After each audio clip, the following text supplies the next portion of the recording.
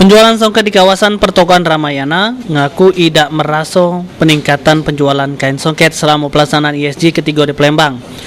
Jenis kain yang berbeda jauh dengan jenis kain budaya peserta ISG membuat kain songket tidak dilirik para wisatawan. Hal tersebut disampaikan oleh Arif, salah satu penjual kain songket di kawasan pertokoan Ramayana. Bahkan menurut Arif, songket banyak dicari wisatawan pas pelaksanaan SEA Games 2011 sama PON tahun 2004. Kurang Pak, mungkin beda beda tradisinya, mungkin dia agak kurang kalau yang untuk wong Timur Tengah itu. Untuk songket itu tidak ada sama sekali malah. Kalau ini belum, tidak ada sama sekali malah, cuman selendang ini aja, selendang ini. Tapi ada nggak kemarin adik itu yang datang berkunjung lihat gitu? Kalau berkunjung ada, tapi tidak terlalu banyak kayak SEA Games kemarin ya. Kayak SEA Games PON, apalagi kalau PON lebih bagus karena mungkin tradisinya sama kan.